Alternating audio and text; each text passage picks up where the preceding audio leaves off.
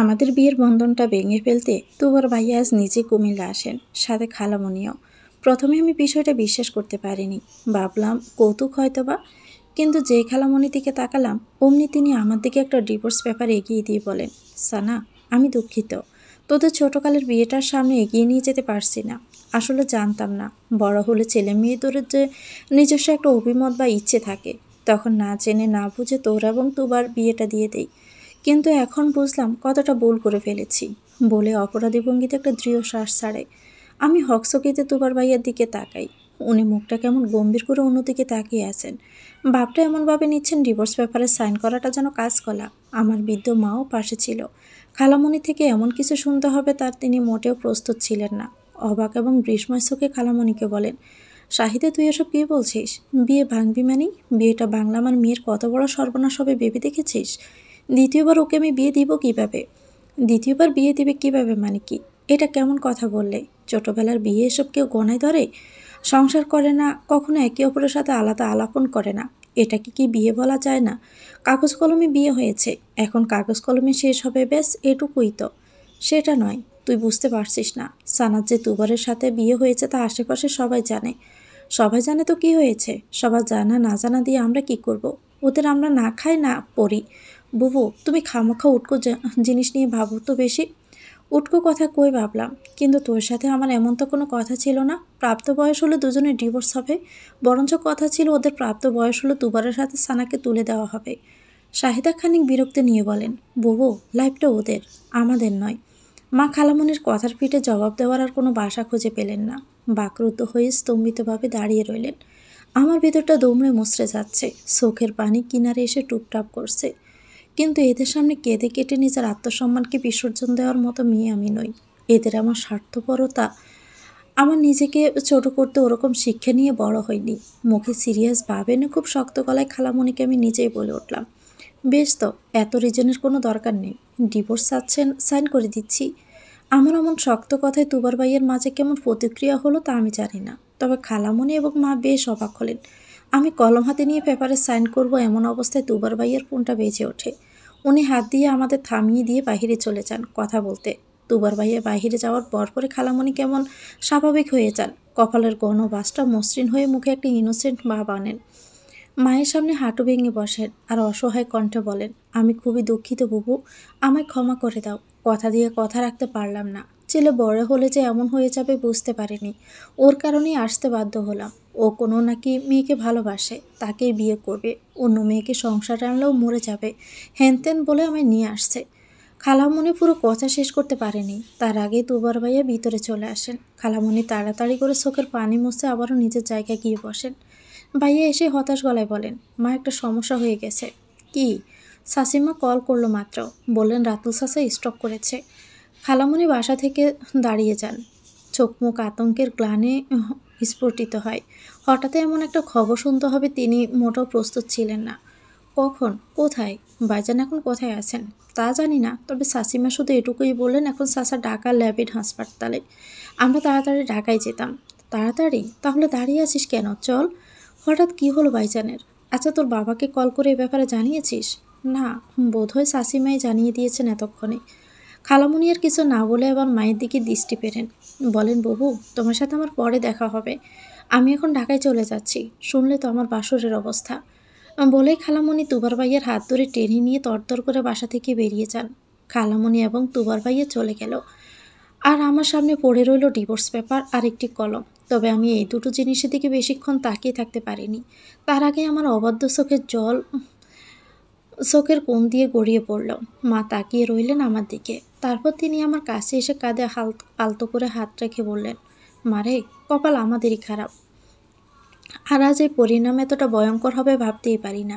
আমাকে ক্ষমা করে দে মা, আজ আমার জন্যই এমন হয়েছে। মা সম্পূর্ণ কথা শেষ করার আগে আমি মাকে আমার আষ্টে পিষ্টে জড়িয়ে ধরি। মনের ক্ষুদ্র কোনো ওই মানুষগুলোর উপর এক ঘৃণা ভরা অনুভূতি নিয়ে বলি, তোমার কোনো দোষ নেই মা, সব দোষ ওই মানুষগুলোর, যারা স্বপ্ন দেখিয়ে স্বপ্ন ভেঙে দেয়। তোর খালামণি দোষ আছে তা জানি না, কিন্তু তোর খালামণি তো বলল চাপে পড়ে এমনটা করতে বাধ্য হয়েছে। তাও জানি না, তবে পৃথিবীর দেখা মানুষগুলো অভিনয় করতে জানে, যে অভিনয়ের মঞ্চে আমরা নীরব দর্শক। তাহলে তুই বলতে চাচ্ছিস তোর খালামণি সব করছে? জানি না মা, বলে মাকে ছাড়িয়ে উঠে দাঁড়াই। দৃঢ় পায়ে হেঁটে আমার রুমে এসে দরজা লাগিয়ে দেই। ক্লান্তি অবসাদ শরীরটা নিয়ে আয়নার সামনে দাঁড়াই। গায়ে লাল চকচকে একটা কাতান শাড়ি জড়ানো, চুলগুলো গুপড়ি করা, চোখে গাঢ় কাজল, হাতে কাছের ছুরি, নাকে নাকফুল। আজ এত সাজগোজের আয়োজন কাকে ঘিরেছিল? ওই মানুষটির জন্য, যার সাথে সে ছোটবেলায় মুখস্থ করা এক অর্থহীন শব্দে কবুল করতে হয়েছিল। মায়ের মুখ থেকে শোনা, তুবার ভাইয়ের সাথে আমার বিয়েটা হয়েছিল কাকতালীয়ভাবে। আমার বয়স যখন 8 বছর, তখন আমার বাবা মারা যায়। বাবার মৃত্যু মা খুব ভেঙে পড়েন। আসলে আমাদের সংসারটা ছিল মধ্যবিত্তের। বাবা খুব কম মাইনের একটা সরকারি চাকরি করতেন। তাই বাবাকে হারানোর তীব্র শোকে মনে মনে আমাকে নিয়েও শঙ্কায় পড়েন মা। আমাকে কে দেখবে, তার ভবিষ্যৎ কি হবে, ইত্যাদি ইত্যাদি। এই কষ্টগুলো মায়ের হৃদয়ে তখন বেশিক্ষণ আর ঠাঁই পায়নি। তার আগেই আমার ছোট খালামণি এসে মাকে সান্ত্বনার বাণী শুনিয়ে দেন। সানাকে নিয়ে এত চিন্তা করার কিছু নেই, ওর ভবিষ্যৎ, পড়াশোনা ও দেখাশোনা সবটাই আমার উপর ছেড়ে দে। মা তখন কৌতূহল চোখে খালামণির দিকে তাকালো। খালামণি মুখে হাসি টেনে মায়ের কাঁধে হাত রেখে বললেন, বিশ্বাস হয় না তাই তো? ওর ভবিষ্যৎটা আমি তুবারের হাতে তুলে দিব। সানাকে আমি তুবারের বউ করব। সে কথা তোড়ে দুজন নাবালিকা মেয়ে এবং ছেলেকে বিয়ের পিঁড়িতে বসিয়ে দেয়, যারা কখনো বিয়ে নামক এই শব্দটির অর্থই বুঝতো না। তুবার ভাইয়া তখন বয়স ছিল 10, তিনি আমার বছর 2-1 বড়। আমাদের বিয়ের পরপরে খালামণি ঢাকায় চলে যায়, আর ঢাকায় গিয়ে আমার সকল ভরণ পোষণ, আমাদের সংসারের খরচাপাতি সব মাসে মাসে পাঠাতে থাকেন। মাও বেশ খুশি হতেন।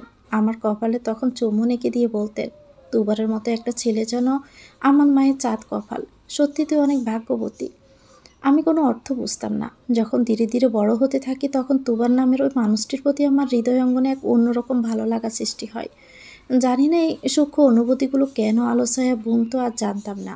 তবে মায়ের ভাষ্য মতে ওই মানুষটির সব কিছু মনে মনে কল্পনা করে নিতাম। মানুষটি খুব ভালো হাসতে জানে, কথা বলতে জানে। একদিন তো ওই মানুষটির হাসার জগৎ কল্পনা করে আমি নিজে আদমুখে হেসে ফেলি। মা আমার হাসির শব্দ শুনে দৌড়ে রুমে এসে বললেন, কেন হাসছিস না? আমি লজ্জায় লাল হয়ে যাই, উত্তর করতে পারিনি। আজ এতগুলো বছর কেটে গেল। বড় হওয়ার পর আর এ প্রথম মানুষটিকে স্বচক্ষে দেখতে পেলাম। দীর্ঘায়ন দেহের সুদর্শন এক পুরুষ। ছোটবেলায় দেখতে কেমন ছিল ঠিক খেয়াল নেই, তবে এখন সুন্দরের তুলনা নেই। পরপর আজ 3 দিন কেটে গেল। তুবার ভাইয়া এবং খালামণি, ওনারা কেউই আর আমাদের সাথে যোগাযোগ করেনি। আমরাও যে এসে যোগাযোগ করার চেষ্টা করিনি। ডিভোর্স পেপারটা সাইনবিহীন ঘরের একটা কোণে আলমারির উপরে পড়ে আছে। চুয়ে পর্যন্ত আমি দেখিনি। তবে আমার অনুপস্থিতিতে মা সেখানে গিয়ে পেপারটা নেড়ে ছেড়ে দেখেন এবং সেটি বুকে চেপে টুকরে টুকরে কেঁদে ওঠেন। আমি দরজার আড়াল থেকে দাঁড়িয়ে নীরবে মায়ের কষ্টগুলো অনুভব করি। কিছু চাইলেও বলতে পারি না মাকে। আজ দুপুরে আলনার জামা কাপড়গুলো আমি গোছাচ্ছিলাম। এমন অবস্থায় মা আমার রুমে আসেন। আমার দিকে খানিক তাকিয়ে দীর্ঘশ্বাস ছাড়েন। তারপর দৃঢ় পায়ে হেঁটে গিয়ে বিছানার উপরে বসেন। অত্যন্ত কাতর গলায় বললেন, সানা, কিছুদিন পর এসে যদি তোর খালামণি বলে দুবার ডিভোর্স চাচ্ছে না, তখন ব্যাপারটা কতই না খুশি হবে, তাই না? আমি হাতের কাজ থামিয়ে মায়ের দিকে ফিরে তাকাই। মায়ের চোখ বুক কিঞ্চিতে আশাতে এখনও চকচক করছে। আশার এক বিন্দু রেশ নেই, অথচ বুকে এখনও কত আশা পুষে রেখেছেন। মুহূর্তে আমার চোখ দুটো ভিজে আসে। মনের অপ্রার্থী ব্যথাগুলো টাল সামলাতে অন্তঃগোপনে একটা ডোক গিলি। মাকে জবাব দেওয়ার মতো কোনো ভাষা খুঁজে পাইনি। মা আমার জবাবের অপেক্ষা না করে নিজ মনে আবার বিড়বিড় করে বলেন, আমার মেয়ে কি দেখতে এত খারাপ? আমার মেয়ে কি অশিক্ষিত? আমার মেয়ে কি চরিত্রহীন? দুবার রে, আমার মেয়েরে তুই চিনলি না রে? কথাগুলো ছিল অত্যন্ত বেদনা ভরা অভিমানের। তারপর খানিক চুপ থেকে বিছানা ছেড়ে উঠে দাঁড়ান। আমাদেরকে ফিরে বলেন, টেবিলে খাবার বেড়ে রেখেছি, খেতে আয়। আমি আলতো করে মাথা নেড়ে হ্যাঁ বোধক জবাব দিলাম। মা কুরকুর পায়ে হেঁটে চলে যায়। এতক্ষণে চেপে রাখা চোখের জল আবার জ্বর জ্বর করে পড়তে থাকে। আমার ভীষণ কষ্ট হচ্ছে, একটা সাফা কষ্ট। যে কষ্টের মাত্রা মায়ের ক্লান্তি মুখখানার দিকে তাকালে আরও যেন বেশি বেড়ে যায়। রাতে শুতে যাব, এমন সময় মোবাইলটা বেজে ওঠে। আমি বিছানা থেকে নেমে ওয়ারড্রপ থেকে মোবাইলটা নিই। স্ক্রিনের দিকে চোখ রাখতে আমার ভিতরটা দড়ফড় করে ওঠে। আমি খানিক সময়ের জন্য যেন চোখ বুজে নিই। তারপর আলতো চোখের পাতা খুলে নিয়ে সন্তর্পণে পায়ে মাকে গিয়ে মোবাইলটা দেই। মা ফোন হাতে নিয়ে আমার দিকে জিজ্ঞাসা চোখে তাকাতেই আমি মৃদু গলায় বললাম, ছোট খালামণি কল করেছেন, বলে বাহিরে চলে আসি। মায়ের সাথে ছোট খালামণির কী কথা হলো তা জানা হলো না। তবে তার বেশিক্ষণ সময় মায়ের মুখে থাকেনি। পরদিন সকালে নাস্তার টেবিলে বসতেই মা ছোট খালামণির প্রসঙ্গ তুললেন। বলেন, শাহিদা বলল ওনাকে ভীষণ চাপে আছে, ওর বাসরের শরীর অতটা ভালো যাচ্ছে না, কি একটা অপারেশন নাকি করিয়েছে। তার উপর ছোট মেয়ে লিনার সমাপনী পরীক্ষা, কুমিল্লায় আসতে তাদের আরও 2 সপ্তাহ খানিক দেরি হবে। ও আচ্ছা। ছোট অক্ষরে জবাব প্রদান করে আবারও খাবারে মনোযোগ দেই। মা আরও কিছু হয়তো বলতে চাইলেন, চোখে মুখে তার দ্বিধা, তাই যেও বলতে পারছেন না। আমি না দেখলেও মনের গভীরে অনুভব করতে পেরেছি, তাই মাথা তুলে তাকিয়ে মাকে বললাম, আর কিছু বলবে মা? মানে সমস্যা নেই, বলো। ভাবলাম তোর খালামণিকে যদি বলতাম তুবারকে একটু বোঝাতে, দেখতে তুবার ফিডব্যাক কী।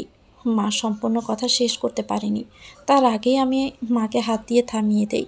রাগ ভরা চোখ নিয়ে বলি, আমি তো আগেই বললাম, অন্য তুচ্ছতা থেকেও আমার আত্মসম্মান অনেক বড়। আমি আরও খুশি হব ডিভোর্সটা হয়ে গেলে। আমি তো এখন অপেক্ষায় আছি ওনারা কবে আসবেন আর আমি সাইন করে দিব। প্লিজ দ্বিতীয়বার এই কথা না বলে তাহলে আমি খুবই ভালো থাকবো। মার আমার এই কথার পিঠে কোনো জবাব দিলেন না, শুধু ক্ষীণ একটা নিঃশ্বাস ফেললেন। নাস্তা শেষ করে আমি রুমে ঢুকতেই আমার বান্ধবী টোয়া আমাদের বাসায় আসে। সে আমার দিকে একটি বিজ্ঞাপন পেপার এগিয়ে দিয়ে আনন্দিত গলায় বলে ওঠে, সানারে, একটা খুশির সংবাদ আছে। কি? এই দেখ, জবের বিজ্ঞাপন।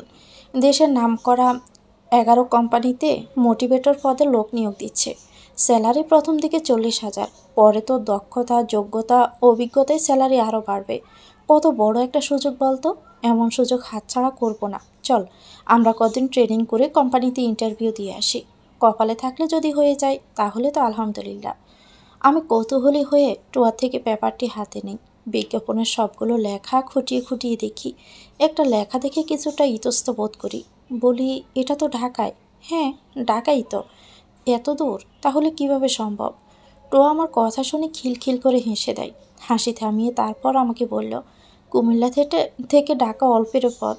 এইটুকু যাত্রায় তুই এতটাই ইতস্ত? তা না, ব্যাপারটা হলো, আমার যদি ওখানে জবটা হয়ে যায় তাহলে মাকে এখানে রেখে ওখানে কিভাবে সম্ভব থাকা। টোয়া এবার আরও অট্টহাসিতেই পেটে পড়ে। হাসি টেনে টেনে বলল, ভাবতাম তুই সুশীতল, সহজ সরল মেয়ে, কিন্তু অত্যাধিক সহজ সরল যে গাদার হাড্ডিস আর জানতাম না তো। টোয়া কথায় আমার ওর দিকে রাগি রাগি মুখে তাকাতেই ও আমার মাথায় একটা ছাটি মেরেই বলল, দূর পাগলি, আমি তো মজা করলাম। এর জন্য রাখতে হয়? আন্টিকে নিয়ে চিন্তা কিসের? ওখানে যদি ভালোভাবে সেটেল হোস তাহলে আন্টিকে তোর সাথেই রাখবি। ব্যাস, ঝামেলা তাহলে মিটমাট। তা ঠিক বলেছিস। তো এখন ডিসিশন? আমি মায়ের সাথে কথা বলেই তোকে রাতে জানাচ্ছি। তাড়াতাড়ি কর, দেখেছিস তো ইন্টারভিউ ডেটটা একদম হাতে গোনা। বিকেলের দিকে মাকে জবের ব্যাপারটা বলি। ঢাকা বিদায় মা প্রথমে যেতে রাজি হননি। অনেক আকুতি মিনতি অনুপ্রেরণামূলক বাণী শোনার পর রাজি হয়। মা রাজি হওয়াতে আমি জীবনে নতুন একটা টার্নিং পয়েন্ট যেন খুঁজে পেলাম। আমি নিজের পায়ে দাঁড়ালে ওই মানুষগুলোর নিছক মনোভাবের জবাব আমি ফিরিয়ে দিতে পারবো। সমাজের ছোট শ্রেণীর মানুষেরাও যে মূল্য আছে তা আমি বুঝিয়ে দিব। অর্থলোভী পৃথিবীর সব সুখ এনে দিতে পারে না, তার প্রমাণ আমি দেখিয়ে দিব। কত কত স্বপ্ন, আল্লাহ তুমি পূরণ করো। পরদিনই আল্লাহর নাম নিয়ে টোয়াকে সঙ্গে করে নিয়ে ঢাকায় রওনা করি। ঢাকা শহরটা আমি তেমন একটা চিনি না। ছোটবেলায় খালামণির বাসায় একবার মায়ের সঙ্গে নাকি এসেছি। বড় হওয়ার পর ঢাকায় আজ এই দ্বিতীয়বার। আমি এবং টোয়ার একটা বান্ধবীর বাসায় গিয়ে উঠি। টোয়ার বান্ধবীও নাকি গ্র্যাজুয়েশন কমপ্লিটেড, সেও আমাদের সাথে ইন্টারভিউ দিবে। তারপর আমরা 3জন মিলে মোটিভেটরের একটা শর্ট কোর্সে ভর্তি হয়ে যাই। কোর্সটা শেষ করতে করতে আমাদের ইন্টারভিউর ডেট গনিয়ে আসে। ধানমন্ডির 11 ব্রাঞ্চে আমাদের ইন্টারভিউ টাইম ফিক্সড করা হয়। সেখানে আমরা 3জনই যথাসময়ে পৌঁছাই। প্রথমে ইন্টারভিউ ছিল টোয়ার বান্ধবী রিন্তির। আমি আর টোয়া বাহিরে দাঁড়িয়েছিলাম। রিন্তির ইন্টারভিউ শেষ হলে সে বেরিয়ে আসে। বাহিরে এলে সে মুখটা কেমন গম্ভীর করে ফেলে। আমি এবং টোয়া তাকে দেখা মাত্রই তার দিকে এগিয়ে যাই। হতাশ হতাশ গলায় বলি, কিরে, প্রশ্নটা কি খুব জটিল ছিল? রিন্তি আমাদের কথা জবাব না দিয়ে টোয়ার হাতে থাকা মাম বোতলটা 100 ফাটে টান দিয়ে গদগদ করে বোতলের পুরো পানিটা শেষ করে দেয়। তারপর জোরে একটা দম ছেড়ে বুকে হাত রেখে হাঁপিয়ে হাঁপিয়ে বলল, প্রশ্ন জটিল না, স্যারের কথার ধরন জটিল। ব্যাটা একটা গাচ্চা, যে লেভেলে কথা বলে প্রশ্নের থেকেও কথা জটিল মনে হয়। আমার তো গলা একদম শুকিয়ে খড় হয়ে গেছে। মনে হয় না আমাকে ইন্টারভিউতে সিলেক্ট করা হবে। কিন্তু কেন? আরে, যে জোরে ছেটকি দিয়া বের করে দিছে, বেটা তো খুবই তেজ। টোয়া ভিতরে ভিতরে একটু ভয় পেয়ে যায়, কারণ নেক্সট তার পালা। আমি টোয়ার মনের ভয় জড়তা কাটিয়ে দিতে রিন্তির বিষয়টাকে হাসিতে উড়িয়ে দেই। হাসতে হাসতেই বলি, তোমার উত্তর করাই বলছিল, নয়তো দাঁত ভাঙ্গা উত্তর করেছ, তাই স্যারের রাগ উঠে গেছে। টোয়ার দিকে ফিরে বললাম, টোয়া, এত টেনশন নিস না তো, ইনশাল্লাহ সব কিছু ভালোই হবে, মনে সাহস রাখ। টোয়া বোঝায়, কিন্তু ভিতরে ভিতরে আমিও তো ভয়ে শেষ। টোয়ার ইন্টারভিউ শেষ হয়েছে, ভাবলাম সে অন্তত ভালো কিছু নিয়ে আসবে, হলো তার উল্টোটা। রিন্তি থেকে সে আরও বেশি ভয় পেয়েছে। এবার আমার মনের কোনো জমিয়ে রাখার সব আত্মবিশ্বাস যেন তুলোর মতো উড়ে যেতে লাগলো। আর ওই খচ্চর ব্যাটার তেজ মুখখানা দেখতে আমারও ভিতরটা গিজ গিজ করে উঠল। অবশেষে আমারও ডাক পড়ে যায়। যাওয়ার সময় টোয়া আমার হাত শক্ত করে ধরে বলল, আমার বিশ্বাস তুই পারবি, মনে সাহস এবং আত্মবিশ্বাস ধরে রাখ। টোয়ার কথায় মাথা নেড়ে আমি দৃঢ় পায়ে ইন্টারভিউ কক্ষের দরজার হাত রাখি। দরজা ঠেলে ভিতরে উকি দিয়ে বলি, may I come in sir? লোকটা মাথা নুইয়ে কি একটা ফাইল দেখতেছিল, তাই পূর্বানুসারে মাথা রেখে জবাব দেয়, ইয়েস, কাম ইন। আমি মিনমিন পায়ে ভিতরে ঢুকি আর টেবিলের দিকে পা বাড়াতে থাকি। সাথে এক গাঁটটি ভয় জড়তার সংকোচ তো আছেই। টেবিলের কাছে আসতে লোকটি মাথা তোলে, প্লিজ সিট ডাউন বলবে, কিন্তু তার বলা হলো না। লোকটি আমার দিকে তাকাতেই আমার চোখ দুটো গোল আলুর মতো যেন আটকে যায়। আমার চোখ জোড়া শুধু গোল আলু নয়, যদি সম্ভব হতো তাহলে মাটির সাথে মিশে যেয়ে আমি নিজেকে হারিয়ে ফেলতাম। থরথর করে পায়ের কাঁপুনি, বুকের ভিতর দুঃখ, মাথায় শূন্যতা নিয়ে দুবার ভাইয়ের সামনে আমি দাঁড়িয়ে আছি।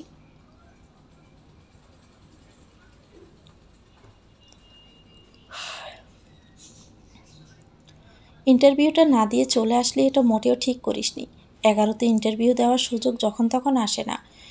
যদি একবার টিকে যেতিস তাহলে লাইফ একদম সেটেল হয়ে যেত। কি করলি তুই এটা?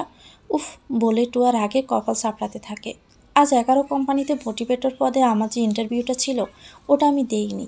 ওই তুবার নামের লোকটির সামনে থেকে তখনই চলে আসি। একটা ছোটোখাটো চাকরি করব, তারপরে এই অমানুষটার সামনে এসে কখনোই দাঁড়াবো না। জানি ইন্টারভিউ স্পটে কাজটা করা আমার একদমই ঠিক হয়নি, এছাড়া আমার উপায় ছিল না। আর এই নিয়ে টোয়া আমার উপর অগ্নিশর্মা। আমি টোয়ার কাঁধে হাত রেখে নরম গলায় বলি, কোম্পানিতে আমি জব করব না। টোয়া চোখ বড় করে আমার দিকে তাকায়, গম্ভীর মুখ করে বলল, তাহলে সরকারি চাকরি করবি? আরে সরকারি চাকরি করতে হলে লাখ লাখ টাকা ঘুষ আর পিছনে মামা খালুরা থাকা লাগে, জানিস? আমাদের তো তাও নেই। আমি খানিক হেসেই বললাম, পৃথিবীতে কোনো কিছুই অসম্ভব নয়, নিজের ইচ্ছে আর চেষ্টা থাকলে সবই সম্ভব। তাহলে আজ ইন্টারভিউর সময় তোর সেই ইচ্ছার চেষ্টা কই ছিল? ভয়ে তো ইন্টারভিউটা না দিয়ে চলে আসলি। বলাটা খুবই সহজ, কিন্তু করাটা তার চেয়ে কঠিন। টোয়ার এমন কথায় আমি জোরপূর্বক হাসার চেষ্টা করলাম, তবে উত্তর দেওয়ার মতো শব্দ খুঁজে পাইনি। আমার চুপ থাকা দেখে টোয়া অভিমানী বিলাপে ফোড়ন কেটে আবারও বলল, তোকে আবার এসব বলছি কেন? তোর স্বামী আছে, স্বামীর বড় চাকরি আছে। কদিন পর স্বামীর বাড়ি উঠলে আর চাকরি করাও লাগবে না। যত সমস্যা তো আমার। বাড়িতে অসুস্থ বাবা আছে এবং ছোট বোন, তাতে দেখাশোনা করতে একটা চাকরি আমার খুবই দরকার। বলে টোয়া একটা আক্ষেপ নিঃশ্বাস ছাড়ে। আমি ছলছল চোখে তার দিকে তাকিয়ে থাকি। চাহনিটা একদম নিষ্পাপ, নিঃস্বার্থ। মুখ না বললে এই চোখ জোড়া ঠিকই বলছে, টোয়া আমার অবস্থায় তোরের মতো। হয়তো সামনে ফকফকে সাদা আকাশ, ভিতরে কালো মেঘ। আমারও যে একটা চাকরির খুবই দরকার। ভাবনার মাঝে টোয়া টপকে বলে উঠল, আচ্ছা আমাকে একটা কথা বলতো, ইদানিং তোর এত চাকরির প্রয়োজন হলো কেন? কদিন পর স্বামীর ঘরে যাবি। দুবার নাকি কি যেন তোর স্বামীর নাম, শুনলাম সে তো ভালো বেতনে চাকরি করে। টুয়ার এমন কথায় আমার ভিতরটা দুমড়ে মুচড়ে ওঠে। দুবারের সাথে আমার যে ঝামেলা সত্যটা আর টুয়া জানে না। ভেবেই নিজেকে যথেষ্ট আগলে স্বাভাবিকে জবাব দেই। পুরুষের পাশাপাশি মেয়েরাও স্বাবলম্বী হলে ভুল কি? বরঞ্চ প্রতি মাসে মাসে তার পুরুষের কাছে টাকার জন্য নারীর হাত পাততে হয় না। মন্দ বলিসনি। আচ্ছা, একটা কাজ করতে পারিস। কি কাজ? তোর স্বামীকে বললেই তো সে তোকে একটা ভালো চাকরি দিয়ে দিবে। আর চাকরির জন্য তো দৌড়াতে হবে না। এবার আমার মস্তিষ্ক নড়ে চড়ে ওঠে, রাগে পুরো মাথা ঝিঝি করতে থাকে। এই প্রথম থেকে মুখে একই কথা, তোর স্বামী, তোর স্বামী। আরে বাবা, ও আমার কিসের স্বামী? ও আমার কোনো স্বামী নয়। কিন্তু টোয়াকে তো এসব বলা যাবে না। এতদিন যে মুখে যার গুণগান শুনতে শুনতে কানঠাসা হয়ে যেত, এখন সেই মুখে তার ব্যাপারে খাপ ছাড়া বিষয়টা শুনলে বেমানান। কিন্তু এই পারাক্রান্ত মনে ওসব কথার উত্তর দিতে পারবো না, বরং কষ্টটা আরও দ্বিগুণ হয়ে যাবে। এখন কিছুতেই কষ্ট পেতে চাচ্ছি না, আমি ভালো থাকতে চাচ্ছি। আমি বললাম অন্য দয়দারে চাকরি নিতে গেলে পরে খোটার বাগিদার হতে হওয়া লাগে। ও মা, এটা আবার কেমন কথা বললি? নিজের স্বামী থেকে খোটা শোনার সময় একটা রোমান্টিক ব্যাপারও আছে ইয়ার। চোখ টিপে বলছে, প্লিজ একটু চুপ করবি? এসব কথা শুনতে আমার ভালো লাগছে না। অন্য কিছু বল। আচ্ছা বল, অন্য কিছু কি? আকাশের নাম্বারটা তোর কাছে আছে? বা আইডিতে তোর সাথে অ্যাড আছে? কোন আকাশ রে? আমাদের কলেজের সায়েন্স গ্রুপের স্টুডেন্ট ছিল, ভুলে গেলি? ও হ্যাঁ হ্যাঁ, মনে পড়েছে। সে তো এখন অনেক বড় একজন মেডিসিন ডাক্তার। জানি। তোর প্রতি বেচারির সে কি ভালোবাসা ছিল রে! তুই তো স্বামী আছে বলে বলে বেচারিকে পাত্তাই দিলি না। আজ হঠাৎ প্রাক্তনের কথা মনে পড়লো কেন? ব্যাপার কি? ও আমার কোন জন্মের প্রাক্তন রে? একেবারে দেওয়ালের সাথে গাড়া মতো রে, ভাড়ামি। মজা করলাম। আচ্ছা শোন, নাম্বার নেই, তবে আইডিতে অ্যাড আছে। মেসেজ দে একটা তাহলে। টোয়া মুখটা থুবড়ে ফোনের স্ক্রিন আমার সামনে তুলে ধরে। বলল, দেখ ওরে কতবার মেসেজ দিলাম, অ্যান্সার তো দূরে থাক, সিনই করে না। ডাক্তার হয়ে এখন ভাব দেখায়। আমার মেরুদণ্ড বরাবর একটা শীতল হিম বয়ে যায়। আকাশ টোয়ার মেসেজের একটা উত্তরও করেনি। টোয়া তো একসময় তার ক্লাসমেট ছিল। মানুষ যতই ভালো পজিশন, ভালো স্থান, ভার্সিটি লাইফের বন্ধুদের তো ভুলে যায় না। আচ্ছা ভুলে যেতেও স্বাভাবিক কি? দুবার ভাইয়ার আজ বাড়ি গাড়ি জব সব থাকার কারণেই তো আমাদের মতো মেয়েদের ওনার মানুষই মনে হয়নি। তবে সত্যি কি আকাশ অনেক পরিবর্তন হয়ে গেছে? আমার বিশ্বাস হয় না। কিছুক্ষণ মাথার ভিতরে এরকম ভাবনা কুটকুট করতে থাকে। পরক্ষণে টোয়ার হাত চাপড়ে ফোনটা আমি হাতে নিই। টোয়া হা হয়ে আমার দিকে তাকিয়ে থাকে। আকাশের মেসেজ বক্সের উপর নীলবিন্দুটা টুপটাপ করছে। তার মানে সে এখন লাইনেই আছে। আমি টুপ করে একটা মেসেজ পাঠিয়ে দেই। হ্যালো আকাশ, আমি সানা বলছি। ব্যস্ত না থাকলে কলটা রিসিভ করতে করতে আশা করি অভুক্ত হবি না। সেন্ড করে দিয়ে ফোন হাতে নিয়ে বসে থাকি। অপেক্ষা করি ফিডব্যাক পেতে। 1 মিনিট, 10 মিনিট, 1 ঘন্টা কেটে গেল। তারপরও আকাশের ফিডব্যাক এলো না। আমার মনটা আচমকা খারাপ হয়ে যায়। খারাপ হওয়ার কারণ নেই, অথচ খারাপ হয়ে গেল। তারপর নিরিবিলি বারান্দার চেয়ারে অনেকক্ষণ বসে থাকি। রাস্তার এপাশে ওপাশে নিয়ন আলো জ্বালিয়ে দেওয়া হয়েছে, কিন্তু দিনের মলিন আলোয় এখনও সেই আলোগুলো ফুটে ওঠেনি। জনমানুষ কুটকুট পায়ে ফুটপাত দিয়ে যাচ্ছে আসছে। গাড়িগুলো হর্ন বেজে বেজে একে অন্যকে পাশ কেটে ছুটে যাচ্ছে। কিছুক্ষণ এভাবে থাকার পর টোয়া এসে আমার সামনে দাঁড়ায়। তার ফোনটা এগিয়ে দিয়ে বলল, আকাশ কল করেছে। মুহূর্তে কেন জানি আমার মনের অজান্তে হেসে দেই। টুয়া থেকে ফোনটা নিয়ে আকাশের কল রিসিভ করি। রিসিভ হতে ওপাশ থেকে আকাশ বলল, সানা আমি খুবই ব্যস্ত ছিলাম রে, তাই তোর মেসেজ সিন করতে পারিনি। হঠাৎ কী করে আমার কথা তোর মনে পড়লো। আচ্ছা কোথায় তুই এখন? ঢাকায়। কাল দেখা করতে পারবি আমার সাথে? কোথায়? তুই এখন কোথায় আছিস? পার্মগেট। আচ্ছা আমি কালকে পার্মগেট আসছি। আচ্ছা তাহলে রাখলাম, সব কথা কাল বলবো। কিছুক্ষণ পর আবার রুগী দেখতে হবে, মাত্র একটু ব্রেক পেলাম, তাই এর ফাঁকে তোর সাথে কথা বলার সুযোগ পেলাম। ধন্যবাদ সানা, আমি খুবই খুশি হয়েছি তুই কল দিয়েছিস। আচ্ছা রাখ, কাল কথা হবে। Bye, take care. Take care. কলটা রেখে গোল গোল চোখে টোয়ার দিকে তাকাই। স্যার থেকে দাঁড়িয়ে টোয়ার মাথায় একটা চাটি মেরে বললাম, কিরে আকাশ নাকি বাবের জম? এখন দেখলি তো, আমাদের সাথে বাপ নেওয়াটা স্বাভাবিক। তোর সাথে কেন নেবে? কারণ তোকে তো একসময় বেচারি ভালোবাসতো। ভালোবাসতো মানলাম, কিন্তু মেসেজ সিন করলো কেন? আইডি তো তোর, আমার নয়। টোয়া এই কথাটা জবাব দিতে পারেনি। কাসুমাসু করে দেয় একটা। আমি হেসে ফেলি। বললাম, কারো ব্যাপারে ভালোভাবে না জানি কিছু আন্দাজ করা ঠিক না। সে আবার কথার পিঠে জবাব না দিয়ে পারেনি। বলল, হয়েছে হয়েছে, কালই দেখবি। কথায় তো আর ভাব বোঝা যায় না, বোঝা যায় মানুষের ভাব ভঙ্গিতে। পরদিন সকালে আমরা আকাশের সাথে পাম্প গেটে ক্যাফেটেরিয়াতে দেখা হয়। সাথে টোয়া এবং রিন্তিয়ে ছিল। আকাশকে আমি প্রথম থেকে চিনতে পারিনি। আগে থেকে কেমন লম্বা সুন্দর হয়ে গেছে। কলেজে থাকতে পোলাপান রোগে দেখলে পাতলু ভাই বলে খেপাতো, অথচ এখন দেখে মনে হলো ওরা তার ভুল বর্ণনা করেছে। টোয়া তো দেখা মাত্র বলে ফেললো, কিরে বিলাই, আগে থেকে এতটা সুন্দর হয়ে গেলি কা? কি ক্রিম মাখোস আবার?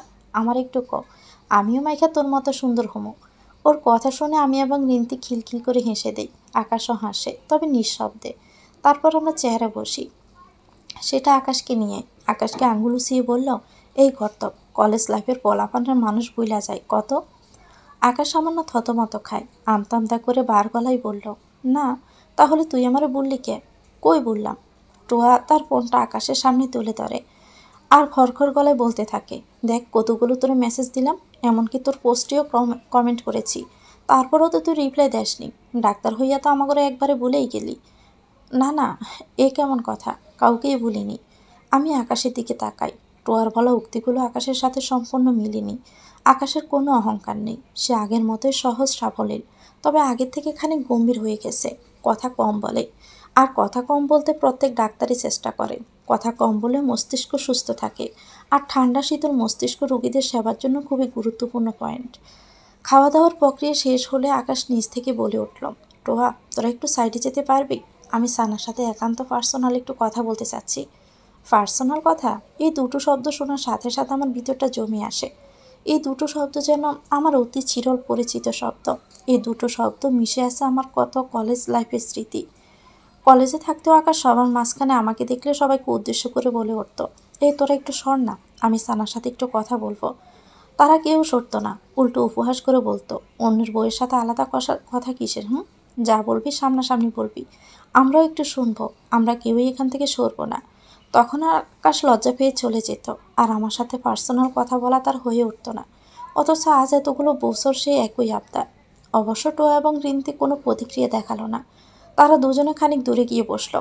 ওরা দূরে বসতে আকাশ আমার দিকে ক্ষীণ চোখে তাকায়, সিরিয়াস মুড করে বলল, হঠাৎ কী ভেবে এতগুলো বছর পর তোর আমার কথা মনে পড়লো? আমি তো ভাবলাম আমাকে ভুলেই গেছিস। আরে না, বলবো কেন, ক্লাসমেটদেরকেও ভুলে নাকি?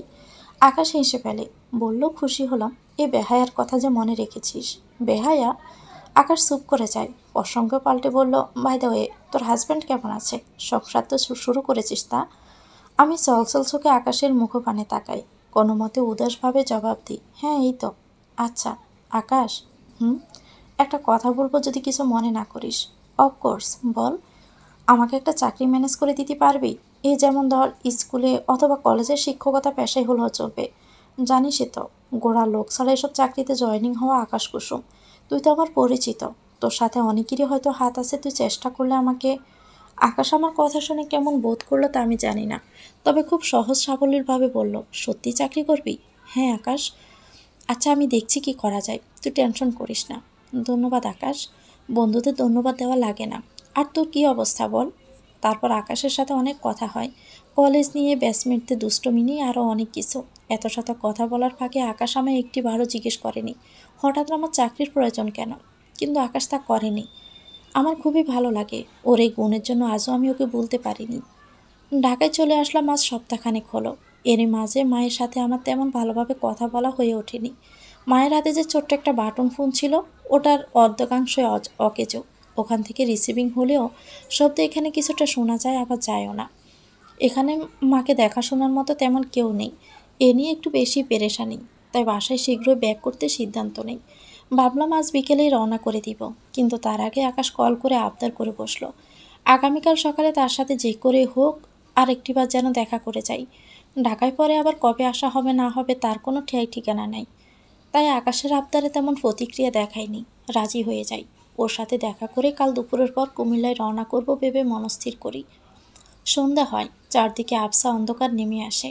আমি টুয়া এবং রিন্তি বেলকনিতে বেতে চেয়ারে বসে আয়েশ করে চা খাচ্ছি। চা খাওয়ার মাঝে টুয়া পোড়ন কাটে, সব গলায় বলল, কি মনোমুগ্ধকর এক সন্ধে বল। মৃদু বাতাস, আবছা আতা, সাথে এক কাপ চা। কেমন বোধ হচ্ছে তোদের? রিন্তি কেমন উৎসাহ দেখালো না, সে তার মতোই চা খাচ্ছে। আমি উৎসুক না হয়ে পারিনি। নতুন পরিবেশ মানুষকে কৌতূহলী করে, এ অস্বাভাবিক কিছু নয়।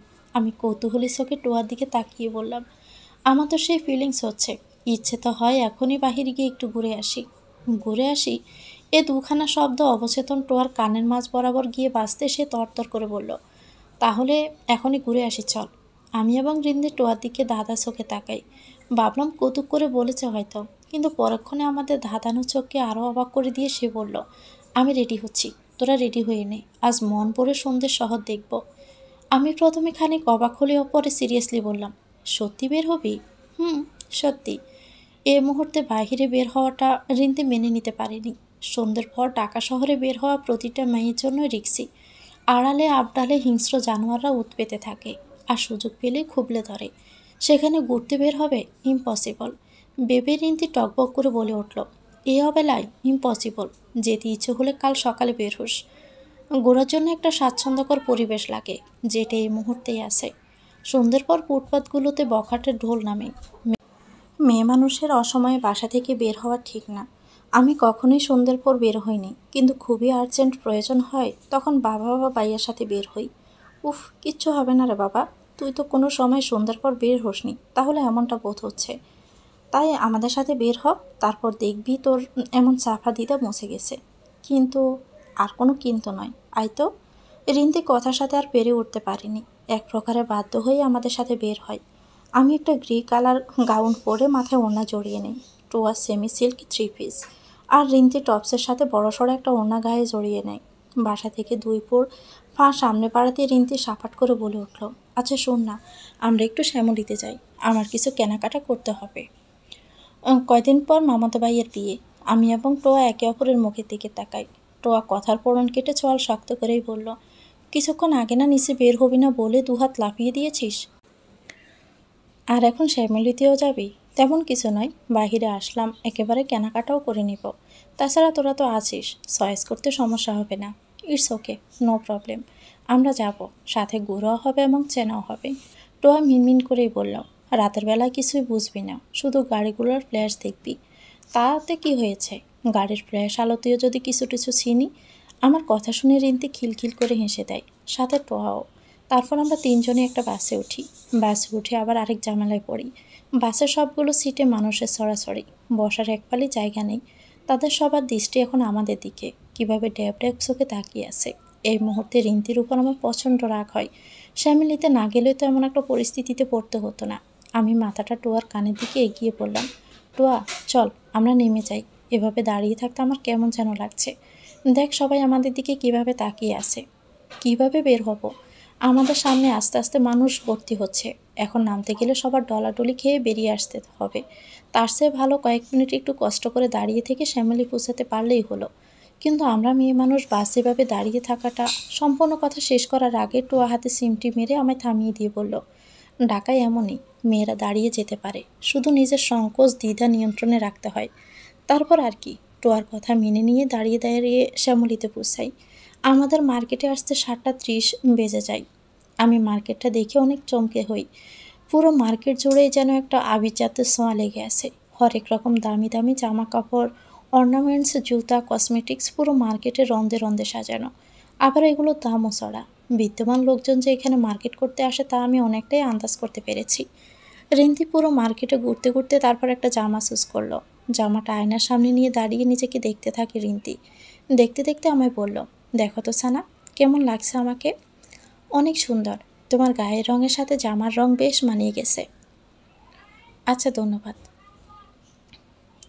তারপর জামাটা প্যাকিং করার পর ক্যাশে গিয়ে রিন্তি টাকা জমা করে আসে।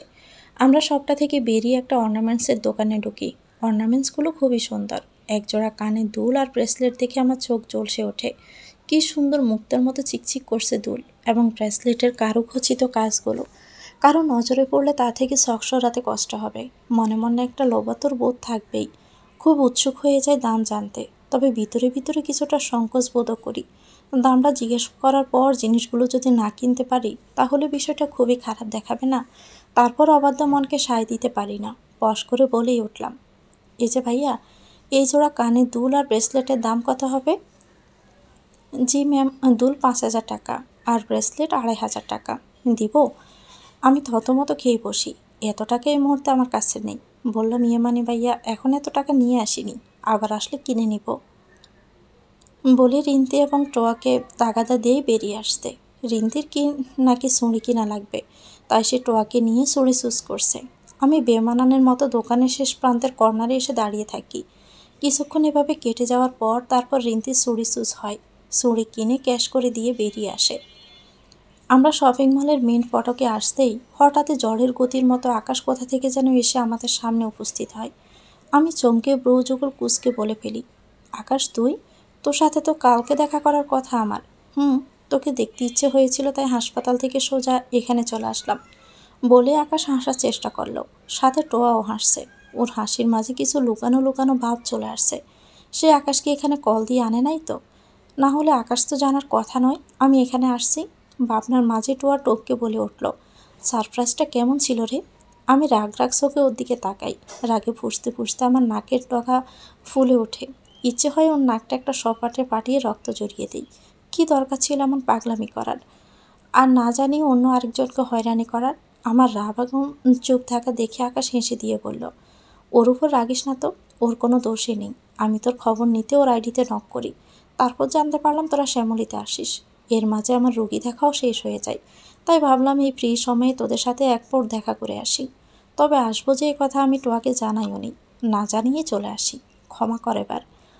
একদম বলে আকাশ অপরাধ ভঙ্গিতে কানে হাত রাখে। আমি আর বেশিক্ষণ রাগ ধরে রাখতে পারিনি, ঠোঁট সরিয়ে হেসে দেই। আমার হাসির মাঝে আকাশ আবারও বলল, সানা এখানে একটু দাঁড়া, আমি 2 মিনিটের মধ্যে আসতেছি। বলে আকাশ আমাদের পাশ কাটিয়ে মার্কেটের ভিতরে ঢুকে যায়। কিছুক্ষণ পর আবার ফিরে এসে বলল, আচ্ছা এবার চল। মার্কেট থেকে বেরিয়ে আকাশ আমাদের একটা রেস্টুরেন্টে নিয়ে যায়। সেখানে সে আমাদের ডিনারের অফার করে। আমি প্রথমে নাকচ করিয়া ওর এক প্রকার জোরাজুরিতে ডিনারটা করতে বাধ্য হই। ডিনার করা শেষ হলে আমরা বাহিরে বেরিয়ে আসি। তারপর আকাশ সামনে থেকে দুটো রিক্সা ঠিক করে আমাদেরকে বাসায় পৌঁছে দিতে। একটা রিন্তিয়ার টোয়া ওঠে, অন্যটায় আমি এবং আকাশ। পাশাপাশি রিক্সায় চড়ে আমি এবং আকাশ চলতেছি। এরই মাঝে আকাশ আমার সাথে এক পোর কথাও বলেনি, যদিও বার কয়েক রিক্সাওয়ালাকে কোনো পথ দিয়ে যেতে একটু আস্তে চালাতে এমন দিক নির্দেশনাই দিয়েছে। যখন রিক্সা বাসার সামনে এসে থামে, নামতে যাব, তখনই আকাশ আমায় পিছন থেকে মৃদু গলায় ডেকে ওঠে। আমি গাড় ঘুরে বললাম, কিছু বলবি আকাশ? আকাশটা স্নিগ্ধ মুখে ভুবন বুলানো হাসি ছড়িয়ে দেয়। শান্ত এবং ধীরস্থির গলায় বলল, সানা তোকে না আজকে খুব সুন্দর লাগছে। এতটাই সুন্দর লাগছে আমার কল্পনার জগৎ এর বর্ণনাতে শব্দের ঘাটতি বলতে পারিস। আকাশের এমন কথায় আমার বুকের ভিতরটা ডিপ ডিপ করে ওঠে, সাথে খানিকটা লজ্জা। আকাশ আবারও বলল, বাই দ্য ওয়ে, পর্ণারীর সৌন্দর্যের প্রশংসা করা অবলীলায় নিচু পুরুষ কুলে ঠাঁই পেতে হবে। আর তোর হাতটা তো একটু দে তো। আমি শুধু জিজ্ঞাসু দৃষ্টিতে আকাশের দিকে তাকাই, গলা দিয়ে শব্দ বের করতে শক্তি পাইনি। আকাশ হেসে বলল, ভয় পাস না, তোকে ছোবো না, জাস্ট এক হাতে তালু মেলে দে। আমি কোনো কিছু না ভেবে অবলীলায় আকাশের সামনে ডান হাতে তালু ছাড়িয়ে দেই। আকাশ তার সাদা অ্যাপ্রনের পকেট থেকে কি একটা প্যাকিং করা জিনিস আমার হাতে তুলে দিয়ে বলল, ওরা যাতে না জানে, সযত্নে আড়ালে নিয়ে যাস। বলে আকাশ অপেক্ষা করেনি, টোয়াদের রিক্সাওয়ালাকে হাত দিয়ে ইশারা করে মোড় ঘোরাতে। নিজে সেই রিক্সায় বসে আছে। যে রিক্সাওয়ালাকে উদ্দেশ্য করে বলল, মামা রিক্সা ঘুরাও। আমি হতভম্বের মতো তাকিয়ে থাকি। টোয়া সই চিৎকার করে এদিকে এসে বলল, আরে ভাড়াটা তো অন্তত আমরা দেই। আকাশ, এটা কিন্তু ঠিক করছিস না তুই। আকাশ কথাটা এক প্রকারে তুচ্ছ করে আধারে শহরে দুটো রিক্সা নিয়ে মিলিয়ে গেল।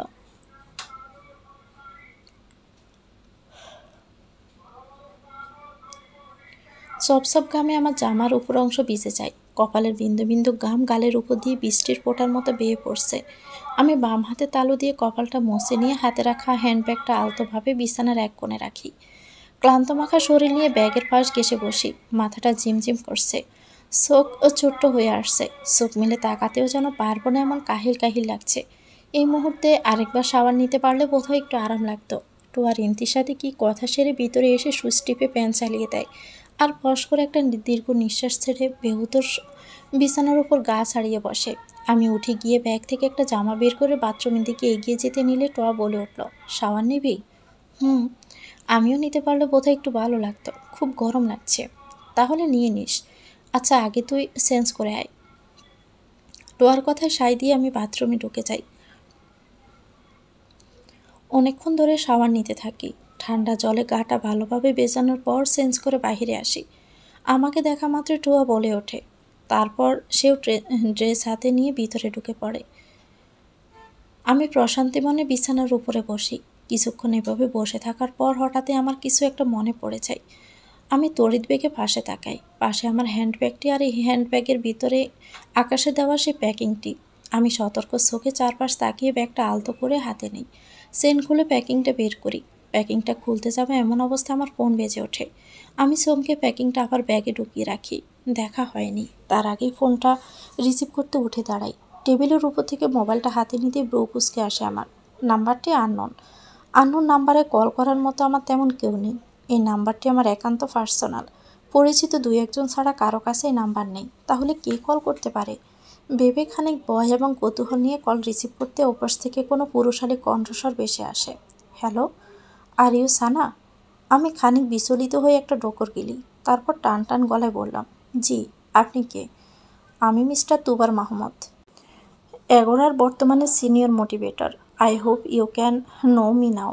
বাই দ্য ওয়ে, যেটা বলতে কল করেছি, আপনি গতকাল ইন্টারভিউ না দিয়ে চলে আসলেন কেন? ওপাশের ব্যক্তির বলা শব্দগুলো শোনার সঙ্গে সঙ্গে মুহূর্তে আমার মেরুদণ্ড বরাবর একটা শীতল হাওয়া বয়ে যায়। বুকের ভিতরে হৃৎপিণ্ড তার দুহাত লাফিয়ে ওঠে। শাওয়ার নিয়েছি মাত্র, এর মাঝে তরতর করে ঘামতে থাকি। দম নিতে পারছি না, শ্বাসটা ঘন হয়ে আসছে। আমি মোটেও প্রস্তুত ছিলাম না এর জন্য। খুব কষ্টে বুকে হাত রেখে জোরে শব্দ করে একটা নিঃশ্বাস ছাড়ি। নিজেকে সামলে বললাম, ইচ্ছে হলো তাই চলে এসেছি। চাকরিটা তো আপনার খুবই প্রয়োজন ছিল, তাই না? এই কথাটা এবার আমার বুকের মাঝে তীরের মতো এসে বিঁধল, সাথে আত্মসম্মানেও এসে আঘাত করলো। আমি চোখ খিচে সহ্য করে নিয়ে বললাম, প্রয়োজন থাকলেই যে এগোরাতে চাকরি করতাম তা ভাববেন না। ওপাশের ব্যক্তি খানিক হেসে দিয়ে বলল, ওয়াও, খুব ভালো কথা জানেন আপনি। মানুষকে উপকার করার কথা ভেবে যদি এমন কুৎসা কথা শুনতে হবে জানলে তাহলে জেসে এসে কখনোই বলতাম না। উপকার? কিসের উপকার? আমি কারো দয়া উপকার চাই না। আপনাকে করছি না, আপনার পরিবারকে করছি। কারণ আগে দায়িত্বটা ছিল এরকম, এখন দায়িত্ব ছেড়ে দিচ্ছি অন্য রকমভাবে। যাই হোক, যেহেতু করবেন না তাহলে কারো ইচ্ছেতে হস্তক্ষেপ করার অধিকার আমার নেই। রাখছি। আমার কথা শেষ হয়নি। বলেই চোখ বুজে খানিক চুপ থেকে তারপর আবার বললাম, যাদের টাকা নেই ভাববেন না তাদের আত্মসম্মান নেই। টাকা নামক বস্তুটা থেকেও মানুষের কপট কথার মুখটা কিছুটা মানুষের জন্য জঘন্য। মুহূর্তে দেরি না করে কলটা কেটে দেই। কেন জানি এবার সলসল চোখ থেকে নোনা জল ঝরতে থাকে। আমি কোনো রকমে বাধা প্রদান করছি না, নিষ্প্রভ হয়ে দাঁড়িয়ে আছি। কিছুক্ষণ এভাবে থাকার পর টোয়া দরজা খুলে বেরিয়ে আসে। আমাকে এভাবে দাঁড়িয়ে থাকতে দেখে সে কিছুটা ধাতস্থ হয়। দাঁড়িয়ে থাকার কারণ বুঝতে না পেরে আমার কাছে এসে কাঁধে হাত রাখতে আমি ছোট্ট চোখে তুলে টোয়ার দিকে তাকাই। আমি বুঝতে না দিলেও সে আমার গালে পানি শুকনো দাগ দেখে বুঝতে সময় লাগেনি যে আমি যে এতক্ষণ কেঁদেছি। এবার আমার কাঁধে খুব জোরে চাপড়ে বলল, সানা, তুই কেঁদেছিস এতক্ষণ? কেন কেঁদেছিস? কি হয়েছে তোর? কি হয়েছে? আমার চুপ থাকা দেখে টোয়া আবার আমার গালে ধরে বলল, বলছিস না কেন? কি হয়েছে তোর? নিজেকে আর সংযত রাখতে পারিনি। সারা শরীর কেঁপে ওঠে, নাক মুখ ফুপিয়ে ওঠে, বুকটা দ্রুত গতিতে ওঠানামা করে। আর সঙ্গে সঙ্গে টোয়া আমায় তার দিকে নিয়ে জোরে চেপে ধরে। আমি হিতাহিত জ্ঞান শূন্যতা হয়ে টোয়াকে জড়িয়ে ধরে জোরে আওয়াজ করে কান্না করে দিই। টোয়া আমাকে শান্ত করার অনেক চেষ্টা করে, কিছুতেই আমি শান্ত হতে পারছি না। ফুফাতে ফুফাতে একদম বেহালিশ হয়ে যায়। টুয়া দিক বিদিক শূন্য হয়ে আমাকে নিয়ে সোজা বিছানার উপর বসায়। পাশে বসে মাথায় হাত বুলিয়ে দিয়ে অস্থির গলায় বলল, কি হয়েছে তোর? আমাকে খুলে বল। হঠাৎ কেন কাঁদছিস তুই? আমি চুপ হয়ে যাই। টোয়াকে পরিস্থিতির ব্যাখ্যা করতে মুখ দিয়ে শব্দ বের হয়নি, শুধু নিস্তব্ধ হয়ে অসাড়ভাবে বসে থাকি। টোয়া বার কয়েক আমাকে জিজ্ঞাসাবাদ করিও যখন আমার থেকে উত্তর পায়নি, তখন সে এক প্রকারে হাল ছেড়ে দেয়। তারপরও আমাকে স্বাভাবিক করতে কতই না চেষ্টা। সব ঠিক হয়ে যাবে সানা, মন খারাপ করিস না, আল্লাহ ভরসা, আল্লাহ তো পাশে আসেনি বলে খানিক থামে। তারপর শিবুকে আলতোভাবে ধরে চোখের পানি মুছে দেয়। মৃদু গলায় বলল, কপি করে দেই? আমি দুপাশে মাথা ঝাঁকাই। অন্য কিছু বানিয়ে দেই? আবারও দুপাশে মাথা ঝাঁকাই। টুয়া ব্যর্থ হয়ে বলল, তাহলে শুয়ে পড়, শরীরটা হালকা হবে। আমি স্থির দৃষ্টিতে টুয়ার দিকে তাকাই। সে জবাবের অপেক্ষা না করে উঠে গিয়ে বাতি অফ করে দেয়। ফিরে এসে বিছানার কিনার থেকে একটা বালিশ টেনে এনে বলল, এভাবে বসে থাকলে মন আরও খারাপ হয়ে যাবে বুঝলি। ঘুমালে কিছু মনে পড়বে না, শুয়ে পড়। আমি টুয়ার কথায় সম্মতি দিয়ে বাধ্য মেয়ের মতো গুটিসুটি হয়ে শুয়ে পড়লাম। সকালে খুব দেরি করে আমার ঘুম ভাঙে। যখন চোখ মেলি তখন বুঝতে পারি অনেকটা বেলা হয়ে গেছে। টুয়া রুমে ছিল না, সে অনেক আগেই উঠেছে হয়তো। আমি কাঁচুমচু দিয়ে বিছানা থেকে নামি। তারপর বাথরুমে গিয়ে মুখে কয়েক ছিটে পানি ছিটিয়ে প্রেসিং কাজটা সেরে বাইরে বেরিয়ে আসি। চেয়ারের হাতল থেকে টাওয়ালটা নিয়ে হাত মুখ মুছে তারপর একটু বেলকনির দিকে যাই। বাহিরে জলমলে রোদ্দুর পরিবেশ, পাখিরা চারপাশে কিসকিস করছে। দূর বহুদূর থেকে মানুষের গুঞ্জন, গাড়ির হর্ন, সাইরেনের শব্দ আসছে। ঘড়ি না দেখলেও কিছুটা আন্দাজ করতে পারছি এখন বেলা 10টা বৈকি। তবে এত বেলা করে ঘুম থেকে কেন উঠলাম আমি? কাল রাত ঠিক মতো ঘুম হয়েছে তো আমার, নাকি ঘুমের বানে সারা রাত তন্দ্রাচ্ছন্ন কেটেছে? টুয়ার কণ্ঠস্বরে আমার ভাবনার ছেদ ঘটে। পিছনে তাকিয়ে টুয়া মোবাইল হাতে দাঁড়িয়ে। কিছু বলার আগে টুয়া বলল, কখন জেগেছিস ঘুম থেকে? আমি ধীরস্থির গলায় জবাব দিলাম, এই তো কিছুক্ষণ হলো। টুয়া গালে আলতো হাত রেখে বলল, কাল রাত তোর যে অবস্থা হলো, আমি তো খুব ভয় পেয়ে গেছি। আকাশকেও না জানিয়ে পারিনি। তোর অবস্থার কথা শুনে সেও অস্থির হয়ে যায়। রাত থেকে ওর কলের উপর কল, এখনও কল করছে। এই নে, কথা বল ওর সাথে। বলে মোবাইলটা আমার দিকে এগিয়ে দেয়। আমি মোবাইলটা হাতে নিয়ে ক্ষীণ চোখে স্ক্রিনের দিকে তাকিয়ে থাকি। আর টোয়ার উপর খানিকটা রাগও হতে থাকে। কি দরকার ছিল ওকে আবার এই কথা জানানোর? এখন আবার কি থেকে কী জিজ্ঞেস করে বসে কে জানে। ভেবে গলায় একটা খাকরি টানি দৃঢ়তা বজায় রেখে বললাম, হ্যালো। ওপাশ থেকে বেশি এলো, খুবই অস্থির এবং চিন্তাগ্রস্ত কণ্ঠস্বর। আমাকে বলল, সানা তুই ঠিক আছিস তো? কি হয়েছে তোর? কেউ তোকে কিছু বলেছে? কান্না করলি কেন? কেন কান্না করলি বল? কথাগুলো প্রশ্নবিদ্ধর মুখে এখন আমি কি জবাব দিব? আমি ওকে কি উত্তর হবে এই প্রশ্নগুলোর? সত্যিটাই কি বলবো? বললো তো আমার মান সম্মানের প্রশ্ন। নিমিষে চোখ বুজে আসে আমার। তবে না, কিছুতেই সত্যিটা বলা যাবে না ভেবে স্বাভাবিক ভঙ্গিতে বললাম, এখানে এসেছি আজ অনেক দিন হলো তো, তাই হঠাৎ মায়ের কথা মনে পড়ে গেল, তাই আর কি খানিকটা মন খারাপ হয়েছে। তুই মিথ্যে বলছিস। এমন একটা বিষয়ের জন্য কেউ এভাবে ভেঙে পড়ে না। কেন মিথ্যে বলছিস আমাকে? খুব অস্থির লাগছে আমার। কাল রাত থেকে আমার চোখে এক সিটও ঘুম আসেনি। বিশ্বাস কর তুই, সত্যিটা বল না প্লিজ সানা। আকাশ, আমি মিথ্যে বলছি না। তাছাড়া তোর থেকে সত্যিটা লুকিয়ে আমার কি লাভটা হবে বল? বুঝলাম, কুমিল্লায় দুপুরেই তো ব্যাক করছিস না? দুপুরের আগে ব্যাক করার চিন্তা ভাবনা করছি। দুপুরের আগে? আর আমার সাথে দেখা? আকাশ, দেখা মনে হয় করতে পারবো না। কিন্তু কেন? আমার এখন বেরোতে ইচ্ছে হচ্ছে না। তাহলে আমি তোদের বাসার নিচে আসছি, রাখ। এ না না আকাশ, কিন্তু বেশি বাড়াবাড়ি হয়ে যাচ্ছে এবার। কথাটি বলার সাথে সাথে ওপাশ থেকে কলটা কেটে যায়। আকাশের কল কাটা আমার ভিতরটা কিছুটা ধাক্কা লাগে। এখানে আসতে অস্থির হয়ে কল কেটেছে, নাকি আমার কথা রাগ হয়ে কল কেটেছে তার কোনো কারণ আমি জানি না। তবে জানতে কেন জানি না ইচ্ছে হয়নি। ফোনটা সুন্দরভাবে আবার টোয়ার হাতে দিয়ে দেই। তারপর ওকে বললাম, রেডি হয়ে নে, বাসায় যাব। বলে বিছানার উপর রাখা জামা কাপড়ের ব্যাগের দিকে এগিয়ে যাই। আমার কথা টুয়া খানিকটা চমকায়, খুব অবাক হয়ে বলল, আর আকাশের সাথে দেখা? আমি হাঁটার মাঝে থেমে গিয়ে টুয়ার দিকে ফিরে বললাম, কাল রাতেই তো দেখা হলো, আজ না হলে অসুবিধা নেই। ওটা তো আকস্মিক। আকস্মিক আর ফিক্সড টাইম তো একই নয়। কথা ছিল কি দেখা করা, দেখা তো হলো। সো আকস্মিক আর ফিক্সড কোনো কথা নয়। বলে আমি আমার ব্যাগ হাতে নিয়ে জামা কাপড়গুলো গোছাতে থাকি। টুয়া আমার কথার উপর আর কথা বলতে তার বাসা খুঁজে পায়নি। সে চুপ হয়ে যায়। সে হয়তো ভাবিও নি আমি এমন কিছু বলবো। বেলা 12টার দিকে আমি এবং টুয়া যাত্রাবাড়ি বাস কাউন্টারে আসি। আমি কাউন্টার থেকে দুটো টিকিট নিয়ে ওয়েটিং রুমে চলে যাই। টুয়া তার ব্যাগটা পাশে সিটে রাখতে রাখতেই বলল, তখন একটা মেসেজ টোন এসেছিল। কে যেন আমাকে মেসেজ করেছে। দেখ, কে করেছে? হুম, দেখতেছি। বলে টুয়া ব্যস্ত হয়ে যায় ব্যাগ থেকে মোবাইল বের করতে। তারপর মোবাইল বের করে এনে অন করে দেখলো আকাশের মেসেজ। টুয়া মেসেজটি পড়ে কিছুটা হতাশ হয়ে যায়। আর হতাশের কারণ আমার জন্যই। আমার দিকে তাকিয়ে ব্রু কুঁচকে বলল, আকাশ বলল সেফ জার্নি, তোর দিকে খেয়াল রাখতে।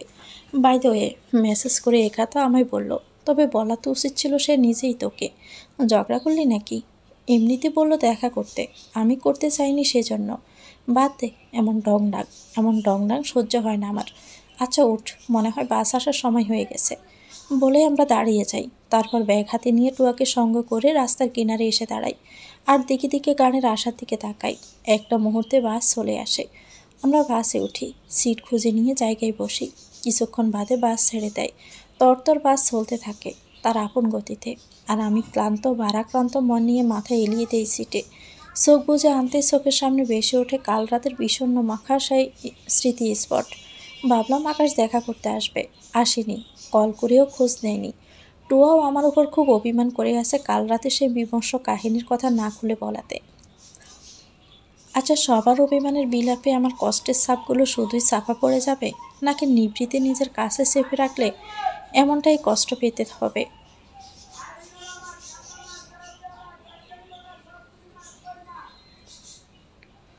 বাড়ি ফেরার পর মায়ের চোখ মুখে যে কিঞ্চিত আশা ছিল আমার মুখের দিকে তাকাতে, তা এক নিমিষে ধুলো কণার মতো উড়ে যায়। নীরব এবং হতভম্ব দৃষ্টিতে তিনি আমার দিকে তাকিয়ে থাকেন। জব করতে গিয়ে দুবার ভাইয়ের সামনে পড়া, আবার দুবার ভাইয়ের আত্মীয়তা সৌজন্যতার রক্ষার্থে জবের প্রসঙ্গ তোলা, এমনটা শুনে আমার থেকেও মা সবচেয়ে বেশি ভারাক্রান্ত হন। আমি ডিভোর্স পেপারটা হাতে নিয়ে বসে আছি। পাশে একটা কলমও রাখা আছে। আমি চাই আমার এমন বিষণ্ণ মাখা সম্পর্কটার আজই পরিপূর্ণভাবে সমাপ্তি ঘটুক, আর অন্য ঠনকো বন্ধন থেকে মুক্তি মিলক। গলায় খাকড়ি টেনে বললাম, খারাপ পরিস্থিতিতে ফেলার মানুষগুলো যখন আবার আসে নেকা মায়া দেখাতে, তাদের কাছে মাথা গোজানোটা হলো তখন আত্মহরণ। এদের কাছে আমাদের আত্মসম্মানটা নিছকই একটা স্বপ্ন মনে হয়। আমাদের মানুষ বলে মনে হয় না। জবের ব্যাপারটা কোনো মুখে বলল এ কি বুঝে না এর কার্পণ্য মায়া কতটা ছোট্ট করেছে আমাকে। মা, আমি আর সহ্য করতে থাকতে পারছি না, প্লিজ, বলে মায়ের দিকে তাকাই। খানিক চুপ থেকে তারপর আবার বললাম, আমি ডিভোর্স পেপারে এখনই সাইন করে দিচ্ছি। তুমি ওকে কল করে বললে পেপারটা সযত্নে এসে যেন নিয়ে যায়। মা আমার কথায় তেমন প্রতিক্রিয়া দেখালেন না, বিমূর্তভাবে দাঁড়িয়ে আছেন। আমি কলমটা হাতে তুলে নেই। স্বাক্ষর করা স্থানে কলমের পিন বসাতে গেলেই হঠাৎ আমার বুকের ভিতরটা একটা সাফা আর্তনাদ করে ওঠে, প্রচণ্ড ব্যথার আর্তনাদ। ওই অমানুষটার জন্যই কি এমন অনুভূতি অনুভব হচ্ছে, নাকি বিয়ের নামক এই বন্ধনকে পরম সম্মানের চোখে দেখি বিদায় এতটা কষ্ট হচ্ছে? হয়তো তাই, না হলে অমন লোকের জন্য মিশে মায়া আমার মনে কখনোই জন্মাতো না। আমি আমার এই আমিটাকেই চিনি, সে কতটা দৃঢ়, সে বিবেককে আবেগের কাছে তুচ্ছ তুল্য। আজও তার ব্যতিক্রম হবে না। মায়ের কণ্ঠস্বরে ভাবনার ছেদ ঘটে। মা বললেন, সানা শোন না। আমি গোলা চোখে মায়ের দিকে তাকাই। মাকে সামনে স্পষ্ট দেখতে পাচ্ছি না। চোখের পানিটা এই মুহূর্তে বড্ড বাড়াবাড়ি করছে। মা বললেন, সাইনটা ওদের সামনে করলে ভালো হতো না? ওদের সামনে করলে অন্তত একটা প্রুফ থাকবে। পরে যদি আবার অন্য কিছু বলল, জানিস তো এখনকার মানুষ তিলকে তৈল বানায়। অবচেতনের মাঝেও মায়ের কথাটা যুক্তিযুক্ত বলেও আমার কাছে মনে হলো। তারপরে এড়িয়ে যাওয়ার চেষ্টা করি, তবে তার বেশিক্ষণ বিরাজ করেনি। এর আগে মা এক সপাটে আমার হাত থেকে পেপারটা নিয়ে যান। বললেন, অবচেতন কাজ করলে ভালো ফল আসে না, ওর আসুক, আমরা ওদের সামনে সাইন করে দিব, ব্যাস। উত্তেজিত হয়ে কোনো কিছু করাই ঠিক না রে মা। আমি স্থির চোখে মায়ের দিকে তাকিয়ে থাকি। তারপর কী ভেবে পাশে রাখা মোবাইলটা হাতে নেই। কাল রাতে সেই আননোন নাম্বারটি স্ক্রিনের সামনে এনে কল লাগাই। 2-3 বার রিং হওয়ার পর ওপাশ থেকে রিসিভ হয়। ব্যস্ত কণ্ঠস্বর ওপাশ থেকে ভেসে আসলো, জি বলুন। আমি খানিক চুপ থেকে নিজেকে যথেষ্ট স্বাভাবিক করি। তারপর দৃঢ় গলায় বললাম, আপনি আমাদের বাসায় আসছেন কবে? আসলে আপনার পেপারটা আমাদের বাসায় পড়ে আছে, আজ দিন 10 হলো। পেপার রেখে যাওয়ার সাথে মালিকানা হস্তান্তর করছেন বুঝি? ওপাশে কথাটা কিভাবে নিল তা আমি জানি না, তবে কিছুক্ষণ নীরবতা বিরাজের পর কণ্ঠস্বর ভেসে আসলো, আসলে খুব ব্যস্ত ছিলাম তো, কর্মীদের ইন্টারভিউ, তার উপর সাসার অসুস্থতা, আর তা তো আপনি জানেনই, তাই যেতে সময় করতে পারিনি। এসব শুনতে কল করিনি। কবে আসবেন তার ফিক্সড তারিখ দিন, আমার পক্ষে অপেক্ষা করা ইম্পসিবল। আর 5 দিন পর? নো, আপনি কালই আসবেন, আর আমি আপনার জন্য কাল অপেক্ষা করব, ওকে? বলে মোবাইলটা কান থেকে সরিয়ে হন্তদন্ত হয়ে কলটা কেটে দেই। মা বাসাহীন মুখে আমার দিকে তাকিয়ে আছে। তারপর আমি আর মাকে কিছু না বলে সোফা থেকে নেমে মায়ের সামনে দিয়ে চলে আসি। রুমে দরজা লাগিয়ে দিয়ে অবাধ্য চোখের পানিকে আবার মুক্ত করে দেই। সে ঝরঝর বৃষ্টির ফোঁটার মতো পড়তে থাকে। কত চেষ্টা করেছি আর কান্না করব না, তারপর এই চোখগুলো শোনে না। পরদিন বেলা ঠিক কটা আমি জানি না, আমি নিস্তেজ শরীরে এলোমেলোভাবে ঘুমিয়ে আছি। এমন সময় একটা গোড়মাখা কণ্ঠস্বর আমার কানে বেজে ওঠে। স্পষ্ট না শুনলেও কণ্ঠটি মায়ের হবে এ নিয়ে আমি নিঃসন্দিহান। তিনি আমার কাছে এসে বললেন, দুবার আসছে সানা। অবচেতন মস্তিষ্ক ক্ষীণভাবে কথাটি মাথায় লোড করতে পারিনি। ভালোভাবে না শুনতে পেয়ে গোমা গোমা চোখেই বললাম, কি বললে? দুবার আসছে। কথাটি খুব জোর এবং শক্ত প্রবণ ছিল। আমি দুবার শব্দটি শোনা মাত্রই শোয়া থেকে টপ করে উঠে বসি। মায়ের দিকে চেয়ে বললাম, কখন আসছে? এখন বেলা কয়টা বাজে? আসলো কিছুক্ষণ হবে, আর এখন 12টা বাজে। এত বেলা করে ঘুমালাম, তার কারণ? ও মনে পড়েছে, কাল রাত তো ভালো করে ঘুমই হয়নি। ঘুম হয়নি বিধায় একটা ঘুমের ট্যাবলেট খেয়ে শুয়ে পড়ি, তাই সেই ট্যাবলেটের এতবেলা ঘুম উপহার দেওয়ার ফল ভেবে মাথাটা একটা ঝাঁকি দেই। বললাম, আচ্ছা তুমি যাও, আমি আসছি। বাথরুমে ঢুকে হাঁটু ভেঙে নিচে বসে পড়ি। মাথাটা কোলের উপর গুজে কেন জানি খুব ফুফাতে থাকি। হঠাৎই কত কথা মনে পড়ে গেল। শৈশব পেরিয়ে যখন কৈশোরে পা রাখি, তখন মায়ের মুখে দুবার নামটি শোনা মাত্রই আমার ভেতরটায় বসন্ত বাতাসে বকুল বাগানে নবপল্লব রাশির মতো কাঁপত। এই নামটির সাথে জড়িয়ে আমার কত শত স্মৃতি, ভালোবাসা, আবেগ, মায়া, অপেক্ষা। এই নারী মন সে কৈশোর থেকে এই নামটির পুরুষের প্রতি মরুভূমির ভালো ছড়ে খাখা ভালোবাসার তৃষ্ণার্ত অনুভব করেছে। হয়তো অনুভূতিটা সেজন্য একটুখানি বেশি। ভাবতে ভাবতে ছোটো একটা দীর্ঘশ্বাস ছাড়ি। তবে এত কষ্ট পেয়ে কী হবে? ওই মানুষটির মনে কখনোই তো ওসব অনুভব হয়নি। তাহলে তো এখন আমার এমন নিছক কল্পনা ভেবে কী লাভ? নিজ মনে নিজেকে সান্ত্বনা দিয়ে চোখের কিনারে পানি মুছে নেই। তারপর দৃঢ়গতিতে আয়নার সামনে দাঁড়াই। চোখ কেমন লালচে লালচে, চোখের নিচে কালো কালো ছাপ, মুখটা ফুলে দম্বল। কয়েক ঝাপসা পানি দেই মুখে, চোখেও ভালোভাবে দেই। তারপরে চোখের ক্লান্তিটা যেন রয়েই গেল।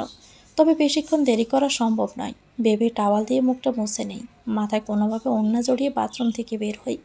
তারপর আমার পা দরজার দিকে এগোতে থাকে ধীর গতিতে। বুকের ভিতরটা একটা উত্তেজনা ভাব। খানিক বাদে মুখোমুখি হব ওই স্বার্থপর কার্পণ্য মানুষটার। আজ সাইন করে দিয়েই সারা জীবনের মতো মুক্ত হব। তো ভিউয়ার্স, গল্পটির নাম হচ্ছে স্বপ্নময় ভালোবাসা। এটা গল্পের প্রথম অংশ। পরবর্তী অংশ পেতে চ্যানেলটিকে সাবস্ক্রাইব করে আমাদের সাথেই থাকবেন।